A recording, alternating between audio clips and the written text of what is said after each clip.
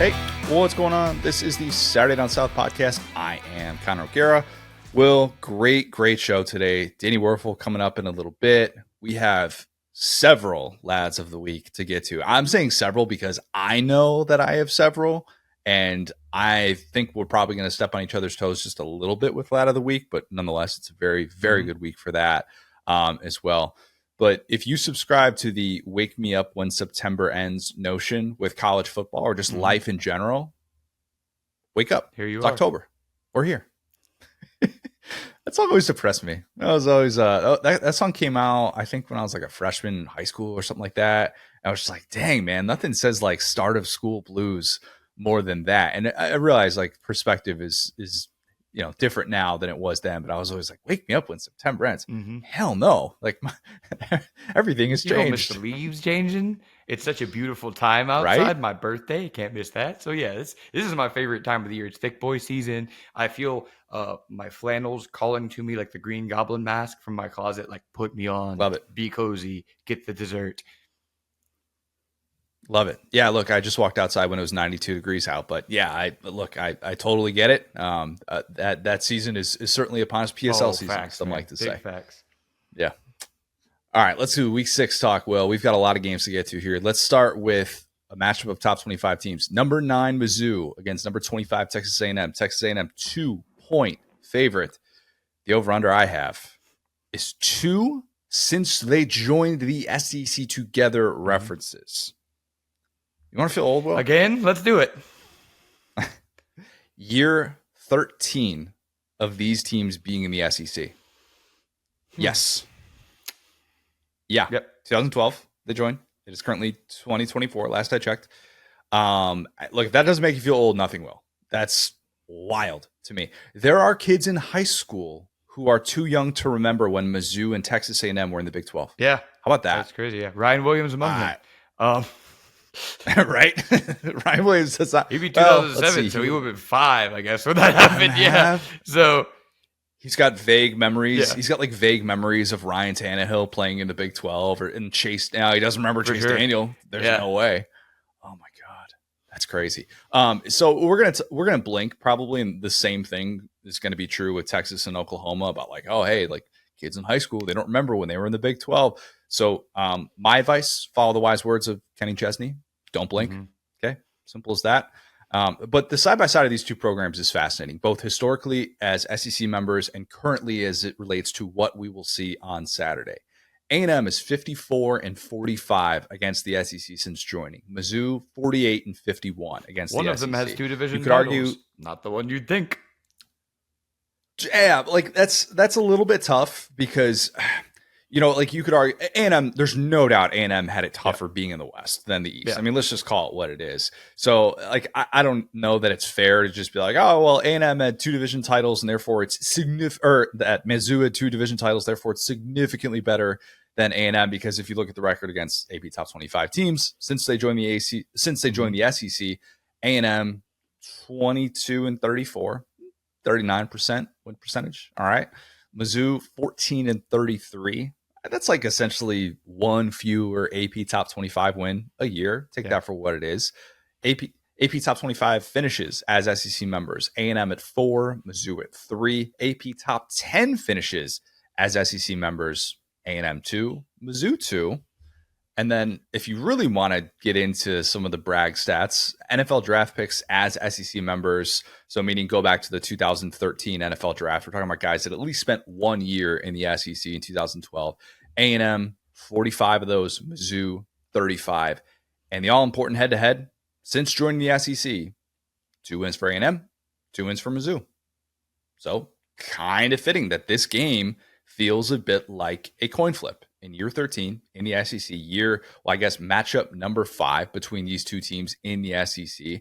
And I bring that up because this is supposed to be the best version of Mizzou since it joined the SEC, right? I mean, we're talking about highest preseason rankings since the Chase Daniel era, and that's why we can say something like that.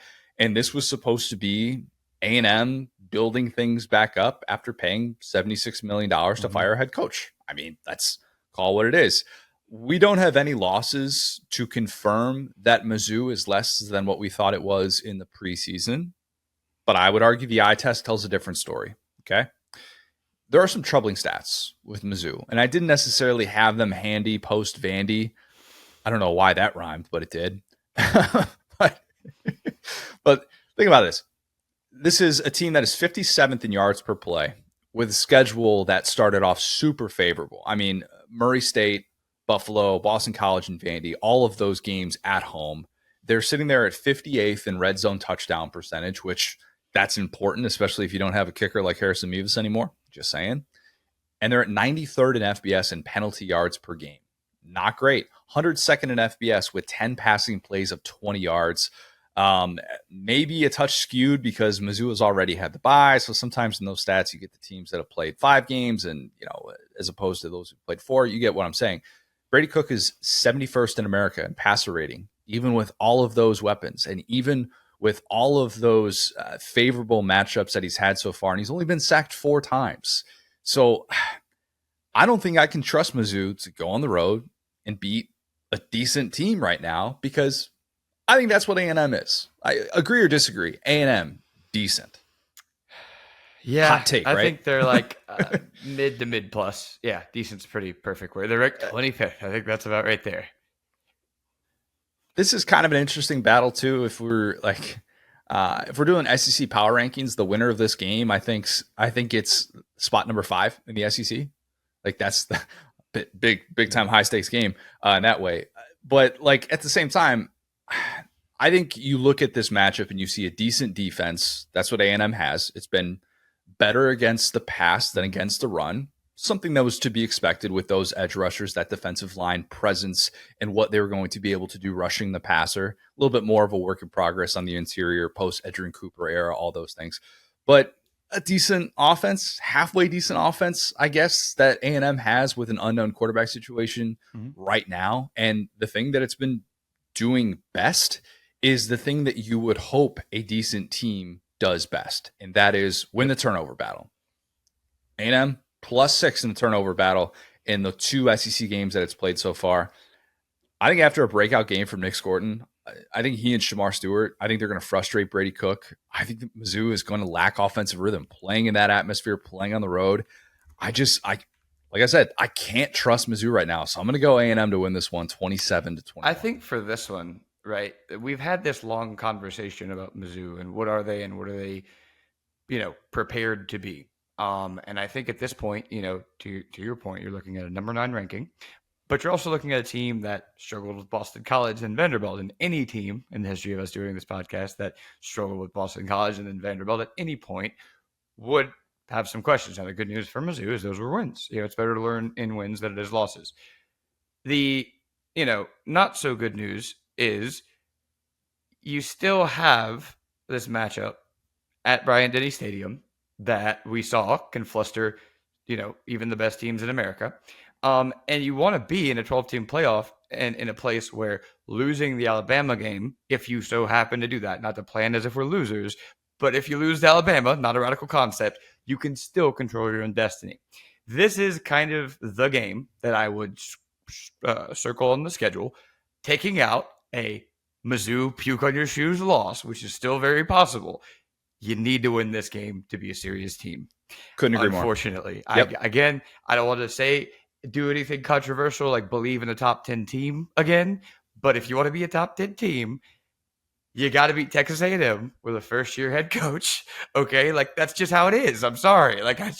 I know this is a radical concept to a lot of people, but I think that if you are going to be a top 10 team and you're going to be real and you're going to, beat the accusations of the F word that we talk about, you're undefeated. So none of that matters. You're in the top 10. You've made it this far. You need to win this game. Texas A&M has a go ahead.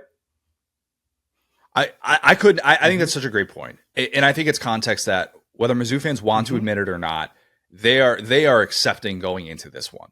And they will feel so dejected if they lose a game like this, knowing that if you can't win a game like this, you don't deserve to be part of playoff conversations until further notice, until maybe somehow you turn into a different version of yourself. And if you win at Bryant-Denny or something like that later in the season, maybe if you win at UMass and you overcome the Ryan Bamford effect that we will see in that building that day, then we can talk. But like in all seriousness, you're right. And not to go full Ari Wasserman, who has had himself a whale of a time on Twitter the past couple of days defending this point, but I don't want to have those conversations about Mizzou if they lose a game like this, because at the midway point of the season, there will be nothing that we have seen in 2024 to suggest that it is worthy of that. So you're right. From a stakes perspective, I think that is totally fair to say about this Mizzou team, even if this isn't a pseudo playoff eliminator. And I think that's the thing, is that we have been consistently pro Mizzou post new giving up the reins of the offense. I think that we very early said, okay, Mizzou, you need to do this to take the next step. They did that. We went, good job. Congratulations. You're now a good team. You beat Ohio State, which is awesome. Like, great job. Do you want to stay here, or do you want to rent an Airbnb here? Do you want to pay rent, or do you want to pay an Airbnb? Ideally, you want to own. You want to be in a house. You want to have your little territory. But in the SEC, that's hard. Do you want to be here long term? Do we take you seriously? That's the question. I think that's a fair. Do you want a Nick Saban Verbo? Exactly.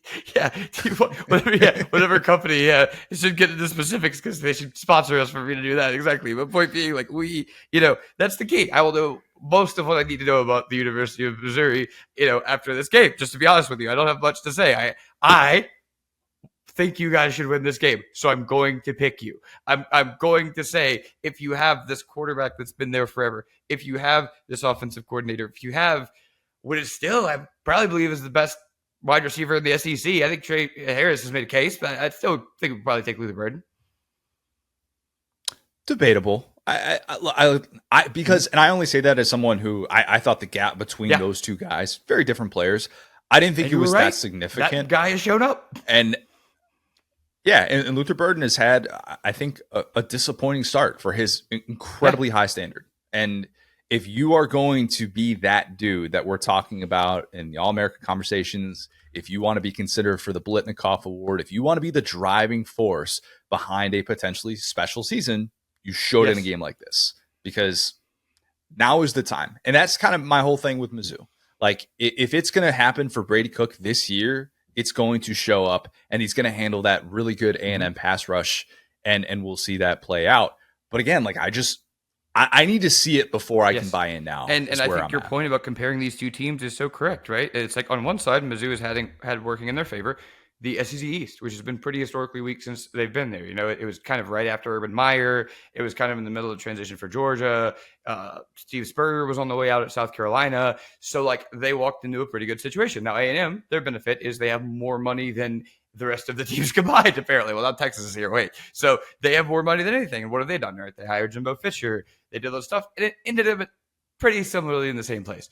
What you can't do, again, I feel like I'm saying this for the second week in a row, what you can't do is let this team go beat you right now, because they just got a first-year head coach in. They've already done kind of the hard part, right, which is building a pass rush, which is solidifying the offensive line. That's why I was a little bit higher on A&M than a lot of people in the preseason, right? And I should have stuck with my gut and picked them last week, but I wanted to see the Taylor Green finishing drive, and boy, Taylor Green versus Nick Gordon went exactly how it probably should have, right? But point being, like, they're very gap sound. They're a very well-coached team. I really like Texas A&M, and more than a lot of people coming into the year. That being said, if this version of Texas A&M, that's just like they hired the kind of brainiac, all shucks guy, not the huge flashy hire. They're doing things like the smart analytic way, and they've been like solid in the portal, but probably lost more than they gained when Jimbo left, just by a little bit. Like, Gordon's great. Like, I've not taken away from that, but when you lose the receivers, when you lose that type of stuff, like, so point being, I think that you can't let A&M say, okay, we're at equal footing with you, we're better than you, because that just kind of makes it feel like, if you're Mizzou, this is the best team we've had since, to your point, probably the Big 12. Or good. Yeah, I mean, coming into the year, like, that's definitely the case. And obviously what we saw from them in 13 and 14 suggested that, we were maybe too low on them coming into the year. I'd argue, the team that, was picked to finish, what were they picked to finish? Like, dead last in the East coming into 13, and then they end up winning the division title. 5-7. I'd argue we had a reason. Yeah. Like, we had reasonable reason to be doubting them, maybe a little bit different with 14. But yeah, this is a pivotal game, a really, really pivotal game. Remains to be seen kind of what this A&M quarterback picture is going to shake out and look like. Maybe Mike Elko opts to follow the Vandy game plan, which is a crazy thing to say out loud, and have Marcel Reed with a lot of these quarterback design runs and maybe they're going to be able to try and control the tempo that way. TBD. Again, we're recording these preview pods before injury reports, availability reports come out, so something to keep in mind as well. But I think it's fitting that we're split on this one. Could definitely see this game really going quick either for way. the reason why I like this team is a little bit more than that team is because I always kind of knew in the back of my head that Matty Malk was not going to take you to the promised land. We could see that with Brady Cook and Luther Burden. We will see it this weekend. That's the thing. Because I'm assuming no one's ever going to beat Bama again until they prove me wrong. I'm wrong. Bama's just going to beat everybody. That's fine. So let's just assume that could be a schedule loss for you guys. You could lose that game and still be a great team that makes the playoff and wins a game or two and maybe even goes farther than that. Let's win this game first. I would say 35-28. Exactly.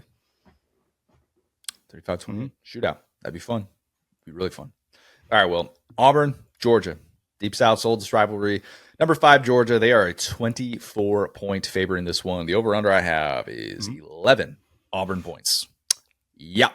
Last time that Auburn hit 11 points in Sanford Stadium was 2009. Well, what were you doing in 2009? Great question, man. In 2009, I was wearing a lot of alt metal band shirts. Oh, okay. All right. Didn't have you pegged for that, but that's why we ask these questions. Okay. Makes a lot of sense. By the way, Auburn did not win that day when it hit the 11-point mark, the very elusive 11-point mark in Sanford Stadium, 2009. Last time Auburn won at Georgia, 2005. Auburn hit a field goal in the final seconds and Georgia's national title bid. A little bit different this time around. Just a little bit with what's at stake here for both sides. This time around, Deep South's oldest rivalry is going to feature either a really pissed off or hungover Georgia team. We will play the results on that one because that's what we do. And it features an Auburn team that, quite frankly, wishes it could be pissed off, but is probably too far gone to have that narrative spun. So, look, I mean, I think you could look at a lot of these different historical factors and come back to the same question. How do rivalries turn on a dime? Because I really do think that if you go back to 2017, Georgia's the unbeaten number 1 team in the country and goes into Jordan-Hare, who I'm convinced I would have loved to have seen 2019 LSU on the field at Jordan-Hare that day. They played a perfect football game. It was like shades of 2018 Iowa when Iowa just didn't do anything wrong in that game against Ohio State. And it was just, or I guess that was 2017. That was 17, I want to say. Yes, 17. And it was one of those games where you're just like, yep, we ain't winning. No chance whatsoever. But look, I remember thinking that this rivalry would be a really fun back and forth moving forward because Kirby to that point had not found the answers for Gus's rushing attack just yet. And we're still kind of asking some of these questions about who Kirby is as a head coach, what's going to be kind of his kryptonite. This was still year 2, as great as that start was, as blistering as it was after the Jacob Eason injury where Jake Fromm takes over, and how I think game-changing it felt like they were on the defensive end with Roquan. But I still that still felt so short-lived because the SEC championship happens, a few weeks later, and it begins this current 7-game win streak for Georgia. And it's crazy that if you could have gone back to the prayer at Jordan-Hare, right? Just tap a depressed Georgia fan on the shoulder, of which there were probably many to choose from that day. Just our boy Aaron Murray, I mean, obviously, is depressed as anyone in that stadium that day. I think Aaron would admit that. Just tap him on the shoulder and say, hey, your team's going to win 10 of the next 11 games in this matchup. And the only loss that you're going to suffer is going to be a game that you're going to avenge a few weeks later in the game that matters more in the SEC championship. That's so telling. Auburn doesn't have a path to victory in this one other than Kirby punching an official and Georgia being forced to forfeit this game. Yeah. That. I mean, I agree. Am I crazy to think that? Really, think about it. Last year we saw this game plan where Auburn essentially said, if we put the ball in the air, bad things will happen. We need to just hope and pray that we're going to be able to play ball control football. It's going to be total 180 from the Hugh Freeze DNA. We're going to turn Peyton Thorne into a running back. We know his limitations, and we know that it could only take 2 or 3 incompletions in the first half for that to turn into a pick 6 and boom, ball game over. And credit Auburn, because Auburn made that a true 60-minute game in which Brock Bowers has to throw on the cape and do his best Superman imitation. And it was vintage Brock Bowers. I don't see that path I don't see that path this year. Even if Auburn is able to do what it did last year and run the football successfully, maybe take advantage of Georgia coming off this physical game against Bama, I think Georgia should win this one going away. So I'm going Georgia 35, Auburn 7. I think that, we've said it kind of ad nauseum that the thing about Auburn, right, when you hire Hugh Freeze, it feels like you're kind of making a devil went down to Georgia style deal where, okay, we're hiring Hugh Freeze, we're going to hire DJ Durkin or whoever, but we're going to be a good football team who is fun to watch. And so far, they have been neither of those things.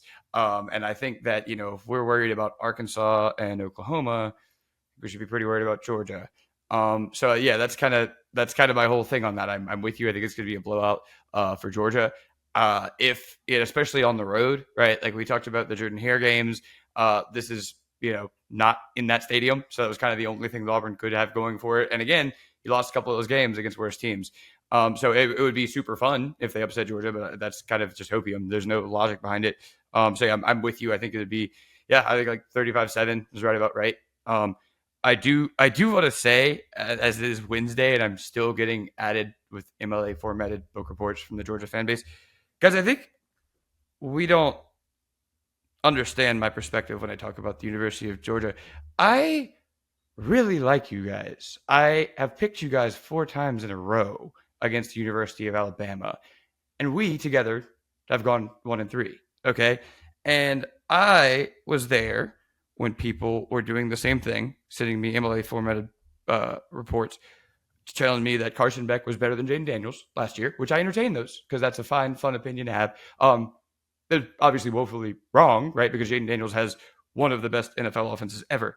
I say that to say, this is always how being in entertainment goes, right?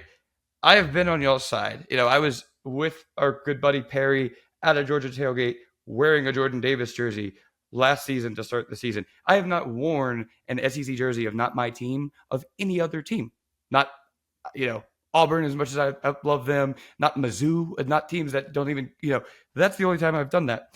I say that to say, if you are going through Zapruder film of this last podcast, highlighting things that I said, lining them up with the stat sheet, I think your efforts could be a little bit better spent, is all I'm going to say. If we're talking about, oh, well, you're saying 3 yards in a cloud of dust, and yet we only ran the ball, whatever. Guys, again, I thought we were on the same side. I remember in 2018 when I hopiumed myself into thinking the Devin White injury mattered. Okay. Then I saw in 2019, we had Joe Burrow and a new offensive coordinator, and we went into T-Town and lit that same team up. There are only 2 programs that have a better record against Alabama since Kirby Smart took over. It's Clemson and LSU. I've seen 2 of these wins, and they both happen with Heisman winning quarterbacks. If you guys are going to go overnight from Carson Beck is better than Jaden Daniels to Carson Beck is a bum who deserves all of the blame of this game, if you're going to, instead of blame a grown man who's making millions of dollars, and you're instead going to individually blame 5 or 6 different athletes, if you think that's a winning strategy, keep doing that. Okay. That makes a lot of sense, I guess. Like I said, we all know how this offense looks different. And again, I thought we were all friends, so I could say things like 3 yards in a cloud of dust. I don't want to get in here and talk about Monken was a genius, and he saw the too high safety innovation coming. He moved to 22 personnel before anyone else. He got these 2 great tight ends in Brock Bowers and Washington, started zigging when everybody else was zagging. He was so great at getting Brock Bowers open in the middle of the field. And we all see the same thing. We're not seeing that anymore. Okay. I'm not going to sit here and go back and forth with y'all. So I'm just going to say this.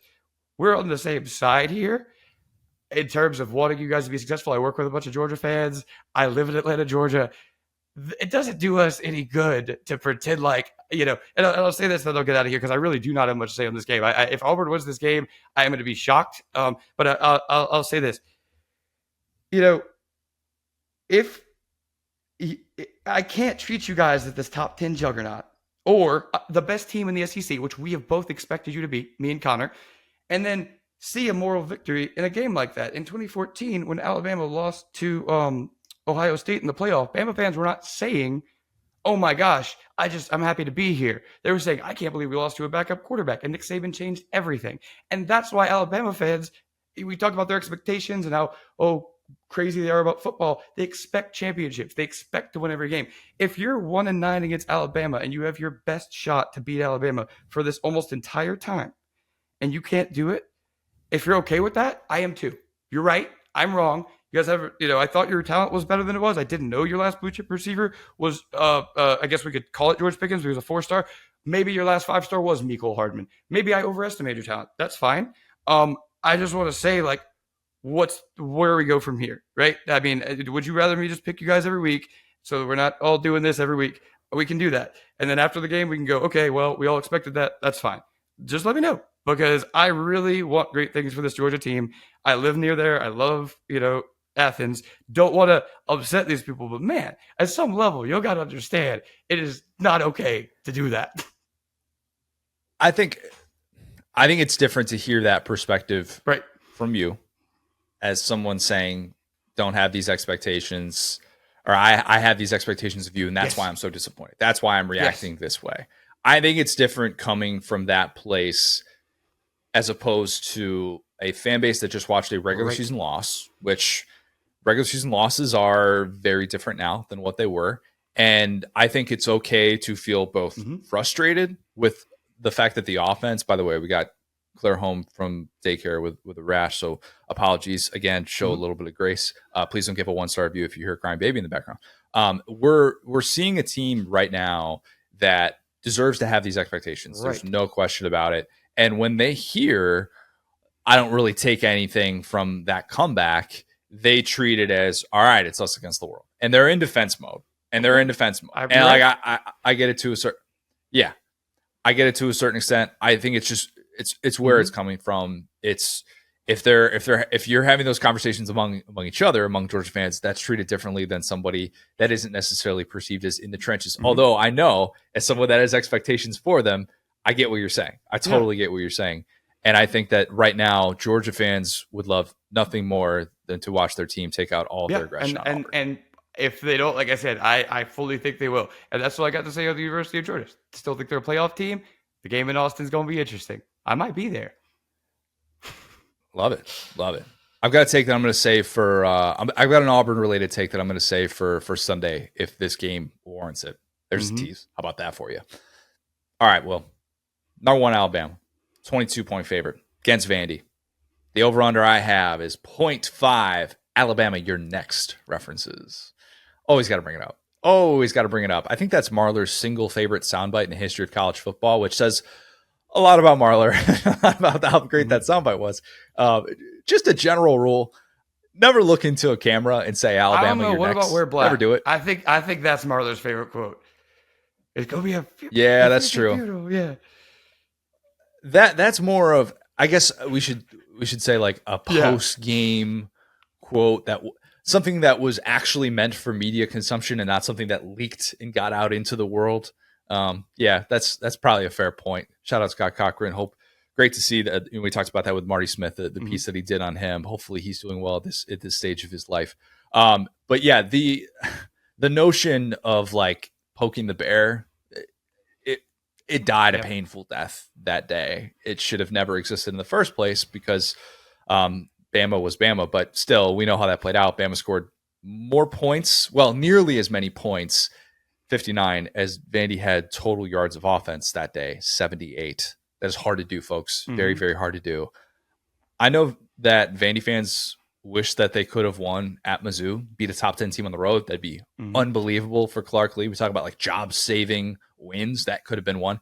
But there's a greater than 0% chance that if Vandy had beat Mizzou a couple of weeks ago, Diego Pavia could have looked into the camera and said, Alabama, you're next. Do you think Diego Pavia could be lifting the curse of that quote? Because this is the most hope I've felt in a very long time. Perhaps. Speaking of Pavia, after what Bama played, after the way that Bama looked against Georgia and how physical that game was, I know I've mentioned that before on this podcast, but I'll just say that I don't think it's going to be particularly fun to chase around Diego Pavia for 60 minutes. Treat it like hungover at a theme park.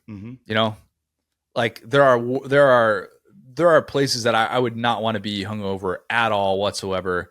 Theme park is absolutely one of them. Maybe following a kid around a theme park, if you're one of those that's got your kid on a leash or something like that, that's kind of what it's going to be like maybe at moments of this game, chasing around Diego Pavia. Do not take that out of context, all right? I am not sitting here predicting that Diego Pavia is going to look into the camera and tell the world that nobody believed in Vandy after beating Bama. If that happens, we have gone full 2007, sound the alarms. This year is already off the rails. That will not happen. I do not believe. You know what Diego Pavia reminds me of? That Vine where they're like, there's like the kid running around the birthday party, and the mom's like, "What do you have there?" And he's like, "A knife," and she's like, "No!" Like I feel like every play he's just like running around like trying to catch him. Anyway, yeah, something like that. Something like that. I think Corey Batoon, Mizzou defensive coordinator, would probably agree with that assessment. Definitely felt like that at times. Maybe it's going to feel like that on Saturday. It could. I think that there's a good possibility that he's going to extend some drives, perhaps force some Bama players into some hands on hips in the way that we saw against USF with Byron Brown. Like that was what a weird game that is to already look back on. I mean, like they were a unique matchup from that standpoint. That's the best part. Yeah. And the fact that it's happened in consecutive years, yes, it is very unique. I think something like that could happen. But honestly, I think the spread sort of reflects that. You know, I thought this would be an easier sell if Vandy were only a 30-point dog. And I could have sold you on like a 42-17 Bama win and a Vandy cover. I really want to pick Vandy to cover because I think a lot of people are like, wait a minute, why isn't this line that big? Maybe Ryan Williams against the Vandy defense that's only allowed 3 passing plays of 30 yards might actually have him slowed down by day's end or something like that. I don't know. You know what? I'm going to pick Vandy to cover. I'm going to pick Vandy to cover plus 22. I'm going to go Bama to win 38-17. Not quite a Diego Pavia flex game, but Diego Pavia flex moments. How about that? Is that fair? I absolutely love that. I'm literally just going to piggyback off that. I think that's like I think for Vandy, at some point you got to really win games. The Mizzou loss was as close to a win, and again, sometimes moral victories are real. Like that's about as close to a win as you can get. I think if you can show that you at least belong on the field with this Alabama team, that again is what we know about them is they were strong to start games. I think is a fair assessment of them. So like if you could like make it competitive and have your guy out there, Pavia, screaming at people and getting the boys fired up, and you can kind of look at your coach and go, okay, we got something here. This is not the Derek Mason just getting skull dragged by everyone type team. And so, yeah, unfortunately, I think your goal shouldn't necessarily be to win this game, but to compete. I think they at least compete. So I'm with you on that. 14-7, middle of the second quarter. People are like, hey, remember how we just praised Bama all week and made Bama the number one team in the AP poll? And Andy converts another first down. I'm just saying, I could see that possibility happening. I could also see 59-0 flashbacks to Alabama year next happening. That won't surprise me either. All right. Number 12, Ole Miss, 9-point favorites against South Carolina. The over-under I have is 7 tackles for loss for South Carolina. Well, if I'm an Ole Miss fan, I'm terrified of this matchup. Absolutely terrified. What do I think Ole Miss's biggest weakness is? I think it's the offensive line. What do I think South Carolina's biggest strength is? Rushing the passer. With all due respect to Wake Forest and the nearly 33,000 paid attendants who opted to go to that game instead of staying home and listening to Tom Brenneman call that game on the CW, this is Ole Miss's first true road game, in my opinion. Okay, communicating on that offensive line, I think is going to be difficult for Ole Miss. I do. LSU did that well against South Carolina, but that's a group that, as we have talked about a lot, it's got 2 first-round tackles, and it really helps when you have those anchors on the outside. You've got 4 guys on that offensive line with at least 3 years of experience. Like I even thought Kyle Kennard had his moments in that game too. For sure. It's still, like he still was an animal, and obviously that led to a couple of those penalties. But man, like Ole Miss doesn't have those anchors at the tackle spots to. Like I don't feel particularly great about them being the driving force. Oh my gosh, we look back and they had all this, they had perfect film or something like that. We're not talking about these guys as future NFL prospects in the same way that we do with some of these other teams in a potential matchup like this. So I don't know that they're going to be able to consistently protect against Kennard and Stewart, as well as Tonka Hemingway, TJ Sanders. Those guys have been really good on the interior as well. So how does Lane combat that? That's a real question. You have probably more reps of Caden Prieskorn in pass pro, which, look, if he's not going to be featured in the passing game, you might as well put him there in pass protection. I know he had the big catch late down the stretch, but I thought he was going to be a whole lot more involved, and that just hasn't necessarily been his role this year. So I don't know. He's somebody that could provide valuable reps in pass pro. That's been a strength of his. It's one of the reasons why he was so attractive to Ole Miss in the portal was his ability to block more so in the run blocking, but it's only had 10 snaps in pass protection all year. So I'm not sure that they want to do that. Maybe you rely on your backs to be able to get more of a chip, which I think Lane would prefer to have Matt Jones doing that rather than Henry Parrish. So kind of make note of that split and how maybe that tips Ole Miss's hand a little bit in ways that they don't like to do. Though maybe with how quickly they operate, how little they want to be able to substitute mid-series, maybe that creates some mismatches. I don't know. You can pray that you can execute some of these screens to your backs and hope that that's going to combat the South Carolina pass rush. But that's not really something that they've done a whole lot of since Jackson Dart came in. They did more of that with throwing to the backs with Matt Corral, but that's just not been an MO of Jackson Dart. Like if you kind of think about what he does in some of those panic moments, it's not a lot of that check down stuff. It's kind of, I'm going to find my way with my legs. Maybe I'll make an off-platform throw, but that's been a little bit more his MO. So I don't know. Maybe we're going to see bunch sets with quick hitters to outside receivers. Hope that your guys can block in space, something like that. I don't know, but perhaps the only saving grace for Ole Miss in this game is that it lost last week, and we saw those flaws. South Carolina's coming off a bye. They're going to get Lenore Sellers back after he missed the Akron game. They had Robbie Ashford out there for that. So you're getting your starting quarterback in theory. TBD on if he finishes a game, because that's been a struggle so far for him. I think this is a down-to-the-wire game that South Carolina covers. But Ole Miss does still have the number one run defense in America. Take it for what it is. Competition's been lighter, certainly playing a part in those numbers, but I think that's going to play a pivotal role in this one because they can play gap discipline. I think they can dare South Carolina to be able to throw the football.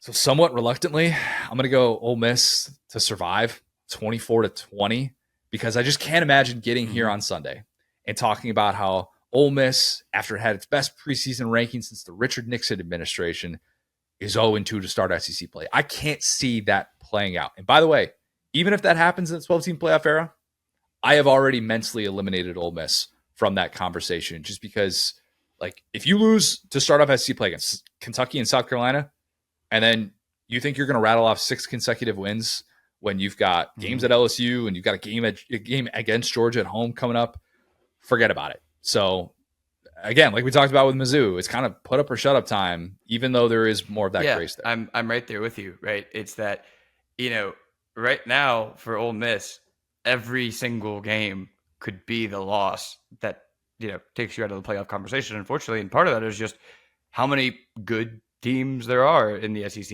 and even more so how many, undefeated teams there are in terms of teams that don't have that conference loss to give, right? And so point being, like, I really have a lot of respect for the environment at South Carolina. That was insane for an 11 a.m. kickoff for game day. I know it's not game day. I will trigger a bit of the PTSD with South Carolina fans and quote Brian Kelly here, but positively. The transitive property is what he said after that game. Okay, you guys were able to smoke Kentucky. Transitive property is a mess already in SEC. You guys were able to smoke Kentucky, and they were able to hang with a little bit. So you got to look yourself in the mirror and say, hey, we at least got a shot here. Okay, and I think you hit on what that is. In that game against Kentucky, we said, let's wait on this pass rush. They might be pretty good. They are. I think they are. I think they have a legitimately good defense. I have said enough once again about Dowell Loggins. Now, that being said, whatever the quarterback situation is, okay, we, for like the first time that I can remember, got an actual game plan built around Robbie Ashford against Akron, and it's Akron, but it's Joe Moorhead, though, so let's be nice. Let's be really nice. And I'll give him more credit for that. You beat an established head coach. He looked great. He had, 300-plus yards of offense. So all I'm saying there is if your quarterback goes down, that doesn't mean you just go to the locker room, okay? You have an established backup. You need to trust him. If a quarterback for South Carolina can take snaps and consistently put together a game plan, first off, I have them covering in this game. Let me start there. Second, I think they can win this. You have South Carolina or Ole Miss Carolina. covering? Sorry, I think South Carolina is like Ole Miss is not going to cover. There you go. So yeah, I first off think that regardless of what they do, I think it's going to be within 9. If they can consistently make adjustments and keep their quarterback position consistent and not like turn whoever into a running back, I think that's a really big deal for them. Because at the end of the day, if you look at the style of offense that Kentucky succeeds at, right, it is the actual old school smash mouth 3 yards in a cloud of dust stuff, right? Because, and Vandergriff was awesome in that game. Don't get me wrong. Vandergriff made some great plays. But if Mark Stoops had his druthers, every game would be like the Georgia game. The only real difference in terms of game flow of those 2 games was a 4th down decision, right? So that being said, you've seen the blueprint of one of these teams that can play smash mouth football and kind of out tough Ole Miss, right? And that was at home last week for Ole Miss. It'll be in your environment where you've already stepped up and played really well against LSU that had the first round tackles. And I mean, they were forcing false starts. LSU looked, scrambled. So this game for sure says a lot about Lane Kiffin, unfortunately, because we talked about this years ago during the 22 season. And I said, I just don't know how serious this guy is in terms of winning a national championship. And I think Ole Miss is a great place for him. How he approaches this, okay, this is why I don't have any doubts about Kirby Smart for this week. Because when Kirby Smart takes that loss, that next week you are getting angry Kirby Smart. That's why I did not even prepare the concept of Auburn winning. Lane Kiffin didn't do that. In fact, Lane Kiffin starts to pout from what we've seen from the old Lane Kiffin, okay? The new quote-unquote Lane Kiffin isn't a guy who goes undefeated. We're not expecting that out of him. What we're expecting is for him to be a little bit more mature and understand that this game evolves so many hundreds of thousands of people, millions of people beyond him. And that's what he couldn't do last time he was in the coaching mill rumors. His team lost kind of a weird game, right, at LSU last time. And the wheels started to come off during that season, right? And so point being, this is a game where Ole Miss's goals could end right here at the very beginning of October. And now that you have those expectations, again, you can't run from them. Now, that being said, if you play this physical South Carolina team that has hung with LSU, smoked Kentucky, a really physical team on the road, you're hearing da-da-da-da in your sleep for the next 2 weeks. That stuff, it's like Rocky Top, but techno. It's scary. It's yeah. Oh, no doubt. Like this is a huge response game. It is going to say a lot if you are the aggressor, not just, we're not talking opening script aggressor, because that's very well documented. If Ole Miss marches down the field and scores in 5 plays, probably likely they will do that because that's what they do. That's what they've always done. Yeah, like color me shocked. All right, that's not nobody will be surprised if that happens, and if they do a good job handling that atmosphere early on, that will not be crazy. Okay, that would be something we have seen so many times from Lane Kiffin. What will impress me is if they come out and keep their foot on the gas and never let this game look like South Carolina has any sort of hope.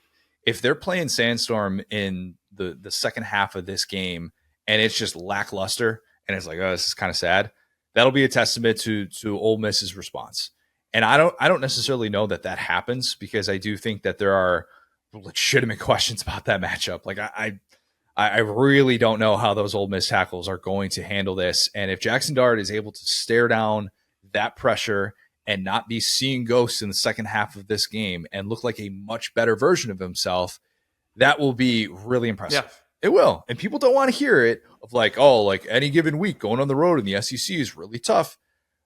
Buddy, tell me that Michigan would just not be crap in the bed having to go on the road to face South Carolina with those edge rushers in that building with what we've seen from them so far. Like, it doesn't mean that Michigan would definitively lose that matchup, but yeah, you better believe Michigan would feel accomplished if it came away with a win. So like, people are going to say, oh, it doesn't mean that, if you beat South Carolina, that means you're on track. Like if, the Joel Klatts of the world are going to come out and be like, oh, I guess we got to praise Ole Miss now for winning an SEC road game. It's like, well, yeah, if you actually look at this matchup and you look at the things they're going to have to overcome, a lot of which are self-doing, this is self-inflicted, I should say, those issues at tackle, then to me, it'll be impressive. So I hope we get a good game. This has potential to be the game of the day. Yeah, it really does. It'd be awesome if we, and I'll say really quick on that too. Like, Shane Beamer is another guy who, a little bit younger and more fun of a head coach, right? Just as we saw, to your point, the opening script touchdown out of Ole Miss, the dunking on the Kentucky basketball, and then not a lot after that last time. Shane Beamer has been a guy historically who sometimes can be a little bit up and down. Their last adversity was this LSU game. I will say, I really like how Shane Beamer handled that game at the end. I think he moved on pretty quickly. I don't think he pouted and soaked and said, well, if things were different, this would be that. And furthermore, looking past this game, we have Alabama next week, right? So this really goes a lot to show this is a South Carolina team that truly, truly, truly everybody had counted out, right? They shocked us a little bit against Kentucky. They even shocked us against LSU. There's another opportunity because, again, not goal is going to Bryant-Denny Stadium. We have proven it's not fun. What you don't want to do is have this almost win against LSU. What's up? So I was going to say South Carolina and Kentucky. I'm looking back at that game now and realizing that South Carolina and Kentucky have the most potential to be the any given week teams that could just like hang because of the advantages of what they have. I mean, how funny would it be if we go back to that game and these are two teams at the end of the year that are like ranked and we're like, wow, these teams are actually really good because Ole Miss already has the win. Or sorry, Kentucky already has the win. South Carolina almost got it against LSU. And so point being, I really like the message that this is a legitimate team that everybody in the media counted out. You cannot, nobody was saying. We were talking about that with Brad, where it's like, what are the expectations this season? Like, we just don't. We're so there's not a Rattler or like a Wells or a Leggett to be super excited about. They weren't really sure about Rocket. So point being, like, this could be a really fun season. It's already a really fun season for South Carolina. Let's keep it going. And I would say I don't think Ole Miss is going to cover. I think I'm right there with you. They could turn this into a rock fight at home. I think that would be massive. And yeah, like I said, then you start looking, the Bama game, Oklahoma game. They got 4 ranked games in a row. Like this is really this is where Beamer is going to really show what he's about as a head coach. And it could start with a win against Ole Miss, honestly. Could definitely see that scenario. That is very much in their sights. And I think South Carolina fans know it. All right, well, number 4, Tennessee, 13.5-point favorite against Arkansas. The over-under I have is 43 Arkansas rushing yards. Take the over on that, okay? But I wanted to praise how good the Vols have been against the run so far with that defensive line specifically. In 3 games against FBS competition, Tennessee has allowed an average of 43 rushing yards. 1.37 yards per carry, second in America, first among non-service academies. What's actually even more impressive about that with the college stats and as it relates to rushing yards allowed and stuff, sometimes for a college team, especially early in the season, it can be really skewed with the favorable matchups and sack numbers. And we could all this, like if you do the sack adjusted rushing yards, all of a sudden it changes it by like 2 yards a carry or something like that. Yards. Right, exactly. And it's like I've been trying to do a better job of that, of like bringing up the sack adjusted rushing yards after a game and not just the raw number, because I think it tells a better story of what we're trying to. Where do you find that, by the way? So Tennessee, I do stats broadcast. I probably shouldn't be giving this out because it's usually just for media. But like there's a site that the teams use that they track stats. It's like their version of Game Tracker.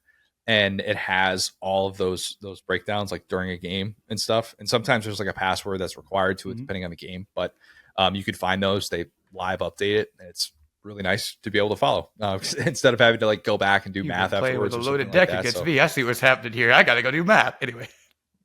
Always that and the PFF snap count. That definitely gives me a little bit of a leg up. So look, with Tennessee, with the best pass rushing prospect in America, James Pierce Jr., that's what he is, and a defensive line that's been nothing short of phenomenal. They only have 7 sacks through 4 games. So the only Tennessee player with multiple sacks this year is not James Pierce Jr., it's not Keenan Peely, it's Tyree West. And both of those happened against FCS Chattanooga. So, I mean, think about that. It's crazy to think that James Pierce Jr. hasn't been this overwhelmingly dominant player, and we've seen this group look that good. And he does have 5 quarterback hits.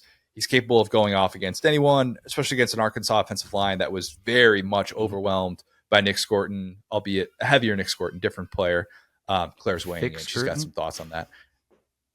Nick Scorton. I know it's Scorton. That was a nickname. Yeah, thick with 2 C's, they say. I bring that up because I don't know that this is a game where Jaquindon Jackson will see anything but bodies between the tackles. It could be some tough sledding for a guy that I believe is still leading the SEC in rushing, even after he only got 10 carries in that game against A&M. And I don't think this is an instance in which you want Taylen Green making things happen with his arm against a defense that's basically got an entire two deep of guys that have a TFL. Yeah, look that up. Tennessee already 22 guys that have registered at least half of a TFL. That's pretty remarkable. Arkansas needs Taylen Green to run like a gazelle. That's what the game plan is. That is the he'll plan run of attack. like a gazelle. Now, will he run right into a lion as he did last game? Correct.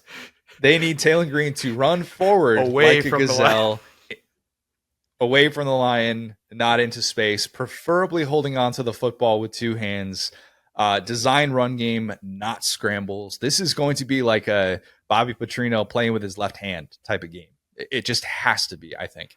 Get that Arkansas offensive line moving forward. Trust that your big physical receivers on the outside can hold blocks on the edges, because this new look secondary for Tennessee has been better than I thought they were going to be, but they really haven't seen a group kind of like what Tennessee or like what Arkansas is going to have with those big physical receivers. So kind of test that, see if they can get off blocks. That's what I would be doing if I were Arkansas.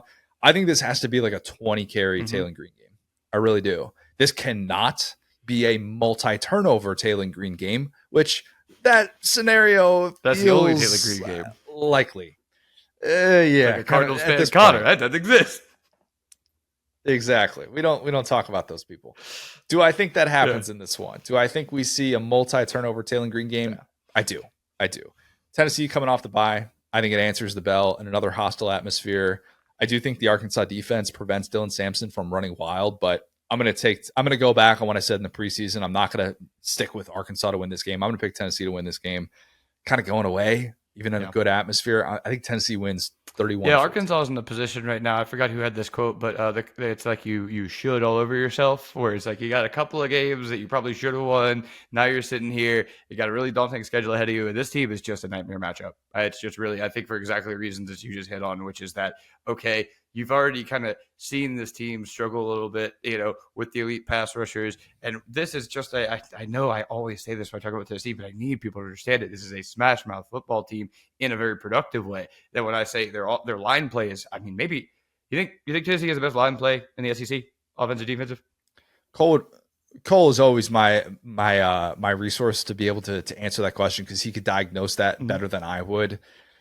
It's hard to pick against it at this point. And I think Bama's interior offensive line has absolutely looked the part so far. I think that would be in consideration. Like if you were just looking at tackles, you look at LSU, but as a unit, as a whole, it's hard to argue against it. Yeah, I'm saying offensive, defensive too. So I think, I agree with away, because like let's say LSU ever 2 and 3. I don't think they have top 2 or 3 D lines in the way that Tennessee does. So point being, like if you have an offensive line that's gotten better, but it's still not good at Arkansas. You have a quarterback who you hear the Fred Flintstone sound when he runs, and you have like 6 good guys who can get after him, and your coverage on the back end is good. And on the other side of the ball, again, the offense has kind of been better, or whatever. But I just think, I don't know. I really just do not like this matchup for Arkansas at all. I think that Tennessee has the ability to both push you around and to open it up at this point, which is really scary, because this is an Arkansas team that does make mistakes, and a Tennessee team that has proven they will capitalize on mistakes and basically just hang out and call off the dog. So,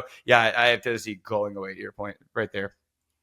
You know what's kind of crazy? We just did that entire preview talking about this matchup. Not one mention of Nico. Not one.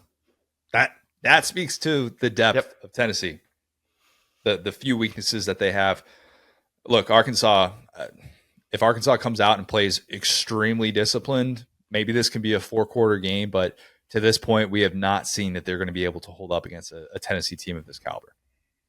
All right, well, UCF, 3-point favorite against Florida. I can give you about 30 minutes. Oh, buddy. On this thing. We've got some thoughts. The over-under I have is 1.5 references to KJ Jefferson's last trip to the swamp. KJ Jefferson, fun fact, more recently won a game at the swamp than Graham Mertz. Yep. Think about that. KJ, hey, I didn't even have to make that an FBS stat, because Mertz was out for the Samford game early in the year that DJ Lagway started, of course. And to be fair, Mertz's losing streak in the swamp is only 3 games because he was out for FSU last year. Nonetheless, KJ is favored to go 2-0 in the swamp. And it says a lot about the current state of things, considering that UCF just got blasted at home by Colorado, and Florida's coming off a bye week, and UCF is a 3-point favorite. That alone is bad optics, okay? And we know, we've talked about this. We're going to ask a question with Danny Wuerffel as well. But ever since Miami, man, I've been wondering, are these optics about to get worse for Florida? Because you can close your eyes and envision the scenario. UCF is running the ball at will. Florida's down multiple scores, can't get the ball back, and there's just nothing Florida can do about it. And UCF fans, the same ones who are essentially Twitter Beetlejuice at this point. That's so good. They are. UCF fans are Twitter Beetlejuice. I believe that. You say something related to the Golden Knights of the NHL and they show up. They flock, man. It's like if you have sugar in the backyard after 6 o'clock. It's like, man, those bugs, they're going to swarm. They're on it. They're ready to go. It took me a minute to pick up on that right? one. Sometimes if you're like doing a little bit of the basting, you're doing some of the barbecue sauce, and then you very quickly realize like, oh, I better not leave that out there or else that thing is going to get attacked. If you know, you know. That's UCF on Twitter. It could be UCF in the swamp. Okay, it just might be. Maybe we're seeing all of this black and gold. We've got fake national championship banner hanging somewhere, something like that. Florida boosters are among those filing out of the stadium, and there's just this collective sense of how did it get this bad? That can happen. That can definitely happen. And even after the Colorado loss, I mean, which they finally show some chinks in the armor with that ground attack, the four-headed rushing attack that UCF has, they still have the best non-service academy rushing attack in America. Florida, even after the Mississippi State win, is still allowing 231 rushing yards per game against FBS competition. I would love to know, and there's no answer to this, but I'd love to know how much Ron Roberts, Austin Armstrong, the Florida co-defensive coordinators, assistant to the regional coordinator, whatever you want to call it. I'd wonder how much they texted with Robert Livingston, who's the emerging Colorado defensive coordinator. Much improved they are on the defensive side of the ball. They deserve a lot of credit for that. I wonder how much they texted him to be like, hey, what'd you guys do? How exactly did you stop the run? I've heard good things about this concept of like stopping teams that just want to run it down your throat, but like, how do you guys go about that? You guys put in the werewolf. Do you have assignments? Like, is that on third down? Yeah. Do you guys do like positions, or you just kind of throw them all out there? Like, let's draw them up on the whiteboard. Coverage. Like, what do you do? Yeah. What did you guys have for breakfast that day? In fact, like, it's like, you know, just give me any idea that you possibly have, because everyone always talks about how with Colorado, like the improvement has been this guy is actually putting his players in the right positions, which is the job of a defensive coordinator that takes over a really bad unit. Just, you're not going to all of a sudden get like these, as you would call them, and for lack of a better term, swamp monsters, which I somehow can't say. You're not going to get those guys immediately. So you better put those guys in the right position.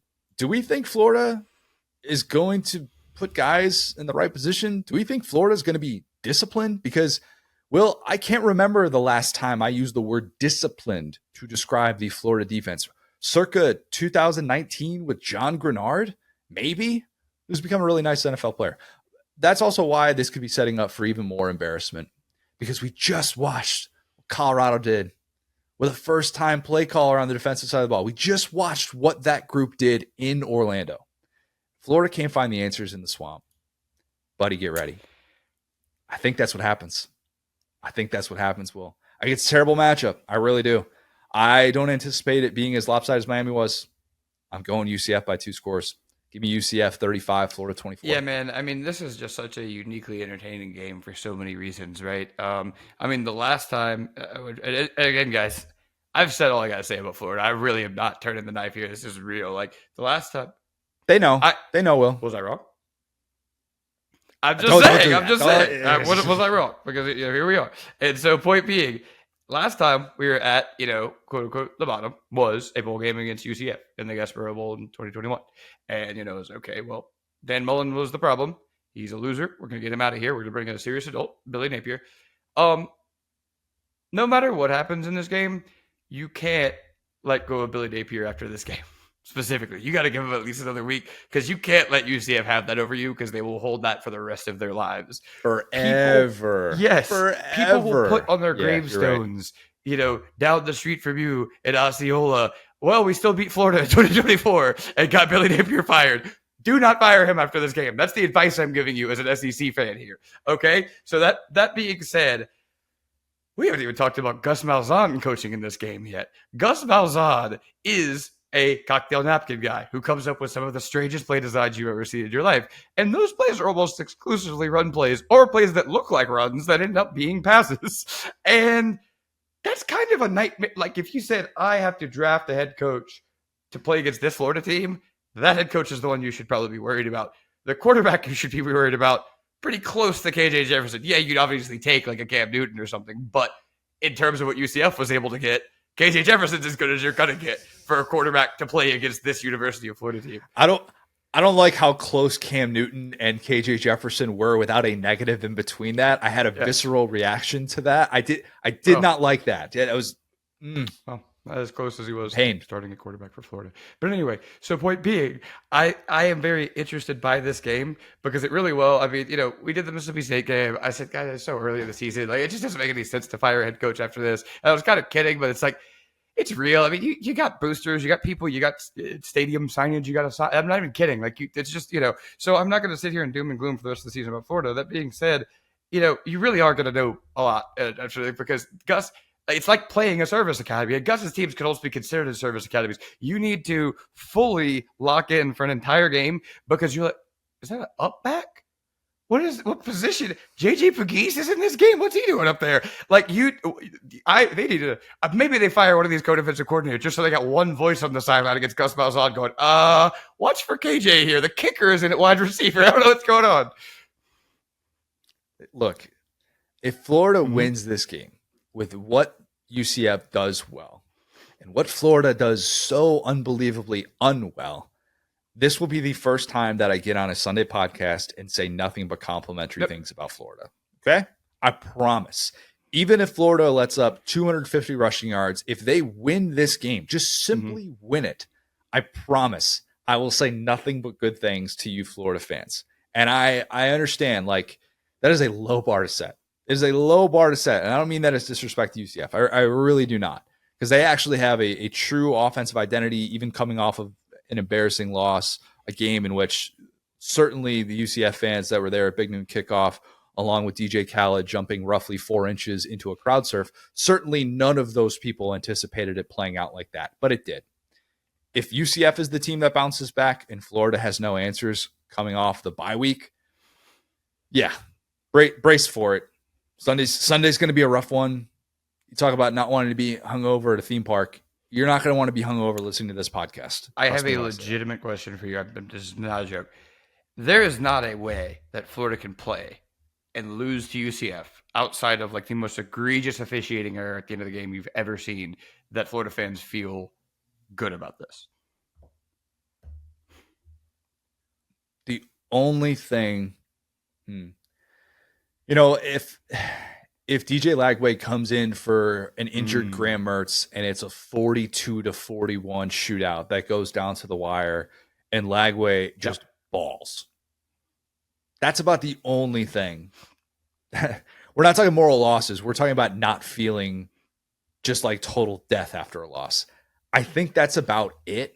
Now, what if they hold UCF to like 115 rushing yards and they win in like a 17-14 game or something like that, and their defense shows a pulse. Well, we're talking about losses, I guess. So if they lose a 17-14 game in which they do that, maybe. But even then, man, it's still like that's your building, and you're now 0-3 in there against like actual. And this goes into why Gus Malzahn is such a nightmare matchup, right? Because he can get blown up by Colorado. He did last week. That's kind of the funny part. You talk like my buddy Brady that went to UCF was at that game, and we were like texting him like, "Please go home. We're worried about you. It's hot outside." And like they got smoked last week by Colorado, who we've talked about their depth issues. You can't have Deion Sanders look significantly more prepared than you, and that was in Central Florida. I think he might just hate the cold. That's my conspiracy theory about Deion Sanders. We didn't factor in that he was going to Florida for this one. So point being, watch out. If Florida hires him, buddy, he might just win a natty there. But point being, Gabe's played in Florida. He's awesome. So point being, yeah, I think that's the thing about Gus Malzahn is he can very much be had. We've seen it over and over again. So really, it's choose your own adventure here. If your team is ready to go, if they're prepared to play against a service academy for like a half, TCU would disagree with that. You did play a full 60 minutes against UCF. But if they're prepared and they really start to kind of impose their will on UCF, Gus will make some really questionable calls. He will fold, especially like if you guys haven't been watching Gus, it's even crazier at UCF. He's losing to like Navy and Tulsa now. So point being, like that's like it could be that. So yeah, point being, like I think this is going to be a fascinating matchup just for lots of reasons. And I think that Florida obviously has already kind of, I think, turned the page on this. But you always are kind of looking across the aisle to the FSUs. Pretty easy to do that here. The Miamis, not so easy right now. The UCFs. And if they beat you, you got to start talking about Big Four because now you've seen your own 2 in your last 2. You've got to win this game if you're Florida for pride's sake, for no other reason. Just go back to when Scott Strickland set up this 2-for-1. This 2-for-1 that was so hotly debated. What should UCF accept? Should they, demand to be treated like a big boy program? And that obviously that was well before they joined the Big 12. But like, just go back to that and tell a Florida fan, hey, in this one of these home games that you're going to host, you're going to be a dog. And UCF is not going to be in national championship contention. They're going to be coming off of a blowout loss to a 4-win Colorado team. Don't forget who that deal was made with. That's why we play the game. Tennessee athletic director, Danny White. He is just looking over your shoulder like he might be in UCF gear for that game. So the point being, I will say, you picked UCF. I will also pick UCF. I think this is going to be a high-scoring, fun game. I'm going to pick. I hope so. Yeah, I hope so. Late too, like 7:45 kickoff. And that's a super late one. Maybe some potential Pac-12 after dark vibes. I'm going to say 48-42 in that I don't trust either of these teams to really like make a field goal, let alone try one. So I think it's just going to be back and forth. Missed extra point to get to 48. You see it. Okay. All right. I like that. That works. All right. Lock of the week. I told you we'd bounce back, Will. Oh, sorry. Thank you, Ohio blown State. 2-point conversion. Not a missed field goal. That's what it'll be. Anyway. Gotcha. Okay. Lock of the week. We bounced back 2-0. Okay. We're going to be 2-0 in our last 2 weeks. That's what I'm trying to say. We're 2-3 now. Still trying to get back to 500. I'm going to do some emotional hedging here. I don't often do this. Northwestern will cover. People forget that. They're going to cover as a 13.5-point dog against my undefeated number 23 Indiana. Connor Bowl. I enjoyed watching that one. Connor Bowl. I know. It's actually the Aunt Megan Bowl because my Aunt Megan is an IU grad, and she is also an assistant dean at Kellogg School of Management at Northwestern. So very much the Megan game. Yeah, she's very successful. She's the youngest of 12 kids. She's had the easiest college essay to write for her entire life. Good 2 truths and a lie as well. But yeah, the game last week was a lot of fun. My Aunt Megan got Claire an IU cheerleading outfit a few months ago. Yeah, so we decided to finally bust it out last Saturday as IU was attempting to get to 5-0 for the first time since the Lyndon B. Johnson administration, and it worked out. Obviously, if it didn't, Claire would have never worn that again. But Megan's daughter and my cousin Grace, she's a senior at IU, and she was like, yeah, that game against Maryland last week, favorite game that she's been to at IU, had an absolute blast. I love what Kurt Signetti is doing after coming over from James Madison. It's been so fun to watch that program. But 13.5 points is a lot to cover at Northwestern. Here's why. Northwestern is playing at a pop-up stadium, which is incredible. Absolutely incredible. It objectively rules. This is why college football is so great. And it is also, if you thought it was hard to run through the knee-high grass at Ryan Field, buddy, try throwing a football that close to the lake. It is impossible. They can't do it, okay? And it is so windy off the water right there, which it is entirely different than being in the Windy City. It's Windy City because of politics, not the actual wind. People forget that. But here's why I'm emotionally hedging. As someone who admittedly is not bothered by when IU football is bad, but enjoys seeing my school in the spotlight when it's good. If that makes me a fair weather fan, so be it. I like my school to be able to have success, but it doesn't, it's not going to ruin my day ever. In 3 home games so far in their pop-up stadium that Northwestern has on the lake right there, Northwestern has not allowed more than 13 points in regulation. IU is playing as a top 25 team in front of fans. I said that for a reason. Here's your depressing IU football stat, Will. If we exclude 2020, which Big Ten teams did not play in front of fans until bowl games, the last time that IU played a game as an AP top 25 team and won in front of fans was November 20th, 1993. Huh? Top song in America. Yep. Sorry to repeat that because it's depressing. Really depressing. If we exclude 2020, the last time that Indiana football played a game as an AP top 25 team and won in front of fans was November 20th, 1993. Top song in America, Meatloaf's I'll Do Anything for Love, but I won't do that. Game. Top priority. It was top priority in my life at that time. Figure out how to become potty trained. I don't know if that's what I was doing. I'm just going to assume I was 3. I don't know. Wild to think about the history that's at stake on the lake on Saturday. Yes, I intended to rhyme. So yeah, plus 13.5 for Northwestern. In the most Midwestern move possible, he is picking against his alma mater to emotionally. This is actually amazing. I love this. I want to throw this game on. I'm locked in now. I could preview. Multi-view potential. I'm just saying. Watch it, people. It's going to be not a lot of points. At least I don't think so. If it is, just saying. They're saying some Curtis Rourke, Heisman talk. Just throwing it out there. Just get the people going. All right, let's kick it to Danny Wuerffel. One of those guys that surprisingly I had never talked to before. So it's great to be able to catch up with him, talk about everything that he's going on. A lot of Florida stuff, Spurrier stuff, and as well with the Wuerffel Trophy. Just great things from Danny Wuerffel. So here's Danny. I'm now excited to be joined by a very special guest. It is the legend himself. It is Danny Wuerffel. Danny, you're here on behalf of your own All-State Wuerffel Trophy, 20 years of it. I mean, it's just unbelievable to think about how long it's been a staple of college football and shining a light on all the good things that are being done by players in this sport. Before we get to a bunch of other stuff with you, how did you get to this place of having 20 years of something? Because I think you can come up with an idea and have it in your head and be like, oh yeah, maybe we'll get to do this for a few years, but to do it for 2 decades it's just truly unbelievable.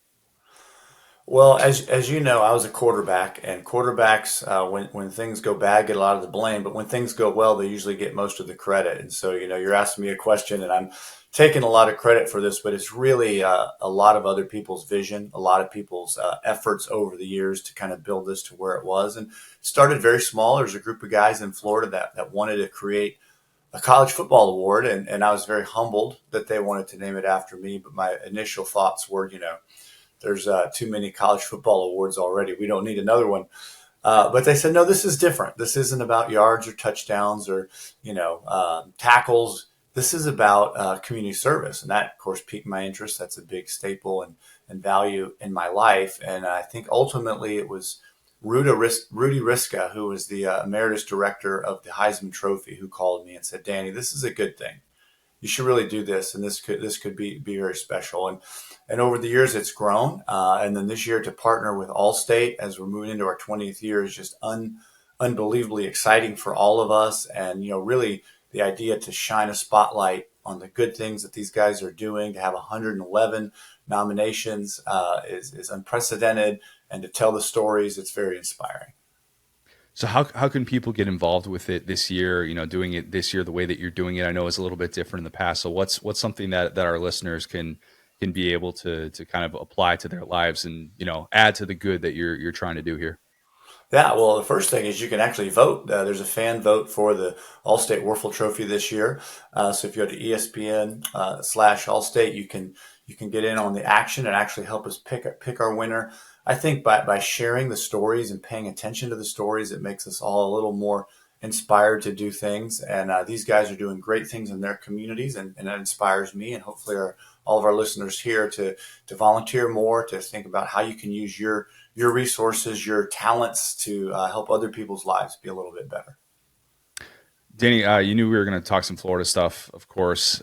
What's been your reaction watching the way that this Florida season has played out so far? Well, I think very, disappointing, obviously, like the main narrative. I think there really was a sense of hope coming into year 3 for Coach Napier. And there's so many things that he does that I absolutely love. And I just was really, really hoping we'd start this year with the bang we needed to, because the schedule is going to get worse and worse really after this week. So it just hasn't been pretty. We've had two wins against teams that aren't very good, and the two teams that we played that were decent beat us pretty handily. So it's been very disappointing.